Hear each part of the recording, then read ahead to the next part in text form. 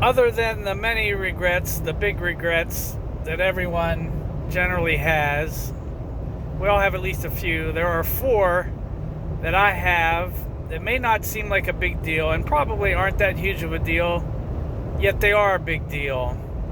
When I was like 10 or 11 years old, I had a BB gun and I shot a bird off the wire outside my grandfather's house down by the street, and I came running in, huffing and puffing, as if to brag to him about what I had just done with the BB gun, and he gave me a look of disapproval without saying anything at all. I knew immediately, and wasn't even into hunting or anything like that, and he wasn't either. But for whatever reason, I wanted to get his approval, and I also probably that summer, I remember shooting a rabbit and I was chasing it in the yard and it was trying to get away from me.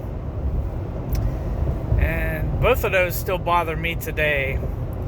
I mean, I don't think about it 24 hours a day, but whenever I'm thinking about why I deserve to have a good life, you have to take those into account. Like, do you really deserve to have a good life if you're willing to take the life of another sentient being just for sport, or just to feel better about yourself, And that was the end of that. I did do some fishing when I was younger, not a lot, with a family member liked to fish, and I went out a few times, but I was never into that. And so those were two regrets that I still have today. And there's certain, a couple times a year, it hits me, and I'm like, I still remember shooting that bird off the wire, and those BBs, the first few were missing, and then there was one that connected, and I still remember, what a shame that I altered the course of that bird's life.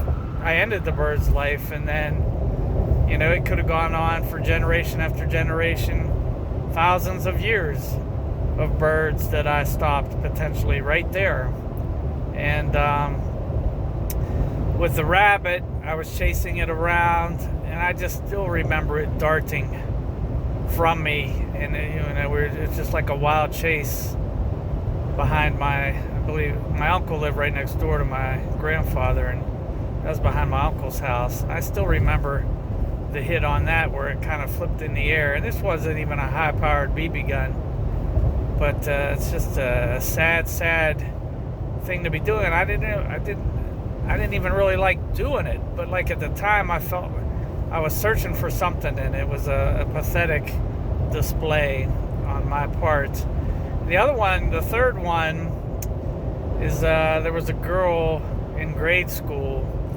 The people who didn't really come from a lot of money, and I was middle class or upper middle class, but the people that were a little bit below that or below middle class, they got these lunch tokens, and it either gave them a discounted lunch or a free lunch. And I didn't even feel, I didn't look down on those people at all, but there was some scenario where there was this girl, and I might have been in an argument with her, and I just remember there was like maybe one other person, me and this girl were there, and I made a comment, which was essentially a condescending comment about those lunch tokens that she would get, and I still regret that. I'm sure she probably remembers it, and once again, like, I didn't even mean it, but it's just a terrible thing to say.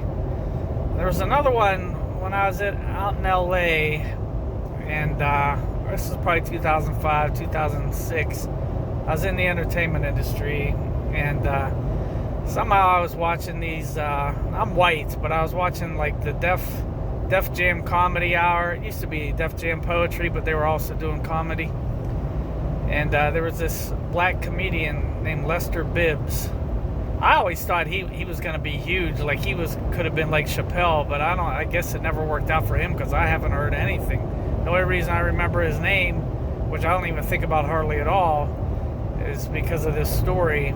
But he was funny, and he told some joke about how if something didn't work out, or if he didn't have this amount of money, or it was something about money, either him or someone else not having money, that they'd end up being on the corner sucking black person's you know what, but he used the N-word. Now, this was a black comedian who said it, and I can't really remember the joke other than, like, if it got desperate, someone would be doing that.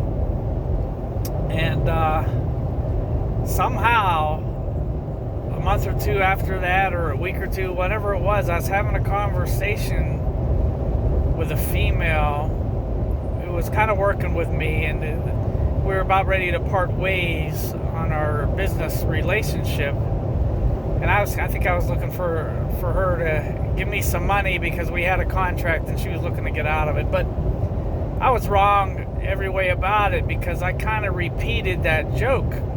Like, we have a contract, and if things don't work out for me, blah, blah, blah, I'll be on the corner. And I repeated that Lester Bibbs joke, and she didn't even, really respond, but I never used that word in my life, and still don't use the word. I refuse to use the word. I hate the word. I hate everything about the word. I've never looked down on any black person in my life. I've never looked down on any minority. I've never had a negative feeling about any black person or Mexican person or illegal alien. I hate the word illegal alien. I hate it all. But for some reason, I repeated that joke, and she didn't say anything about it. But here I was advertising to the world that I used the N-word, and I don't use the N-word. I think that might have been the one time I used it in all my life. And I still think about that once in a while. It's just so stupid. But once again, when you're trying to win points in life for the wrong reason, wrong things happen. And the four of those things, I don't even know which one is worse. They were all so equally horrifying that I don't know. Repeating the Lester Bibbs joke about the N-word is probably less. It's because it's just one person that, I'm sure had a bad opinion about me after that, though they never did say anything. The shooting the bird and shooting the rabbit just for trying to feel better about myself for no other reason is really horrifying.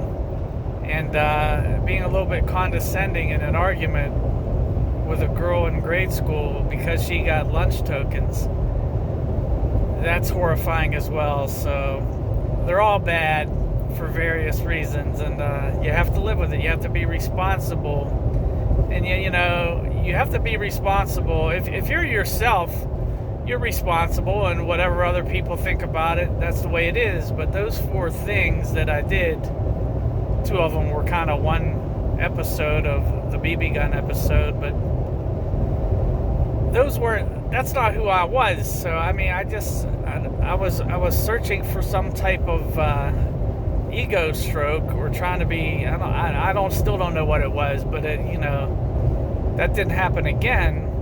But it's unfortunate, and I'll deal with it. I think about it once in a while, probably multiple times per year. I just when you're thinking about life results and various levels of it, and so how dare I do any of those four things.